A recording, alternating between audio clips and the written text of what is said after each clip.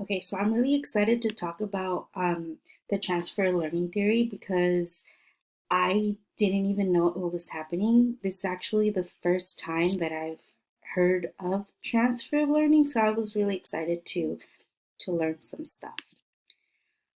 Um, so transfer learning.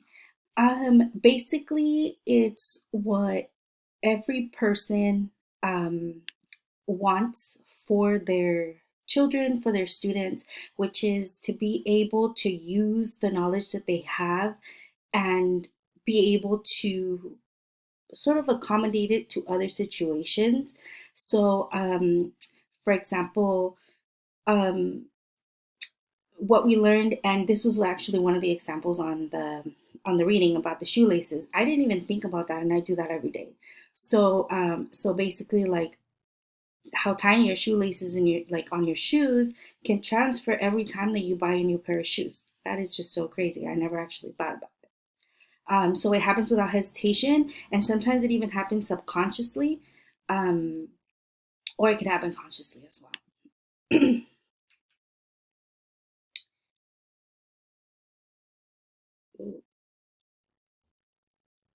So traditional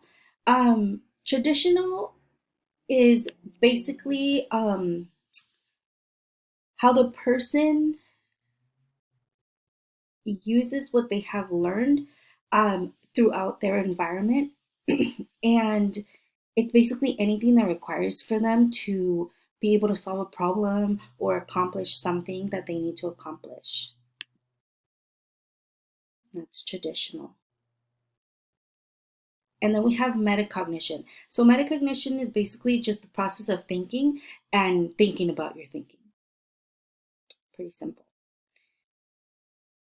Near transfer learning. So, near transfer learning is when you can put two similar tasks and accomplish them without even thinking. So, for example, actually on my Powtoon, I ended up putting a guy on typing on his computer desk, and that basically like transfers over because the key is the same as a laptop. So, just it's near, it happens, you don't even think about it, it just transfers.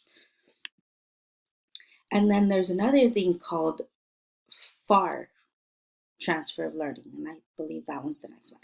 Yes. So that's basically the ability to be able to use knowledge and adapt it to something that is not very directly correlated.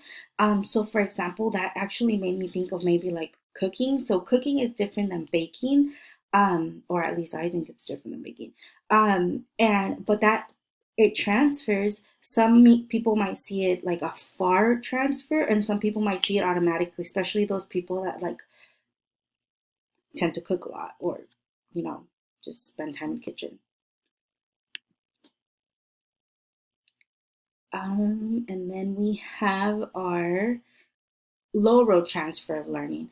So, the what I understood from the low road transfer of learning was that basically it happens when the situations are pretty similar.